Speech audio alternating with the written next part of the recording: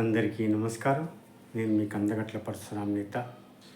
మహాభారతంలోని పాత్రలు, పాత్రధారులు, మనస్తత్వాలు, వారి స్వభావాల వల్ల కురుక్షేత్ర యుద్ధం జరిగింది.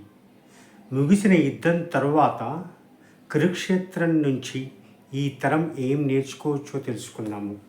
తెలుసుకునే ముందు సబ్స్క్రైబ్ చేయని వారు సబ్స్క్రైబ్ చేసి బెల్ బటన్పై ప్రెస్ చేయండి. ఇక విషయంలోకి వస్తే, ధృతరాష్ట్రుల్లాగా పిల్లలు ఎంత పెద్ద తప్పు చేసినా సమర్థించడం మానుకోవాలి. ధర్మరాజులాగా జూదం ఆడకూడదు. ఒకవేళ ఆడాల్సి వస్తే ఎక్కడ ఆపాలో తెలుసుకోవాలి. కర్ణుడిలాగా మంచివారెవరో చెడ్డవారెవరో తెలుసుకోకుండా మాట ఇవ్వకూడదు. కుంతిలాగా ఫలితాలు తెలియకుండా కోరికలు కోరుకోకూడదు. ద్రౌపదిలాగా ఎక్కడ పడితే అక్కడ నవ్వకూడదు. దుర్యోధనులాగా ఇతరుల మాటలను గుడ్డిగా నమ్మకూడదు. భీష్ముడిలాగా ఆలోచించకుండా వాగ్దానాలు ఇవ్వకూడదు. దుశ్శాసనులా స్త్రీలను అవమానించకూడదు. అశ్వత్థామలాగా గర్భంలోని శిశువుని చంపాలనుకోకూడదు.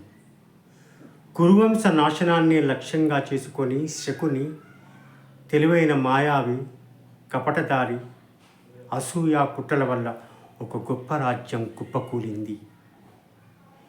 ఇలాంటి మనస్తత్వాలు గల వ్యక్తులకు దూరంగా ఉండాలి. గాంధారిలా కళ్ళు మూసుకొని పిల్లలు చేసిన తప్పులను పట్టించుకోకుండా ఉండకూడదు. మన జీవితంలో ఏం చేయాలనుకుంటున్నామో తెలియనప్పుడు ఏం చేయకూడదో తెలుసుకొని ప్రవర్తిస్తే గొప్ప ఫలితాలు ఉంటాయి. మహాభారతం ఇదే నేర్పుతుంది. ధర్మమే చివరికి గెలుస్తుంది. ఏమంటారు? నిజమే కదా? నచ్చిందా? నచ్చితే లైక్ చేయండి, షేర్ చేయండి, కామెంట్ చేయండి. దయచేసి సబ్స్క్రైబ్ చేయడం మరవకండి. మరో మంచి కంటెంట్తో మేము ముందుంటాను.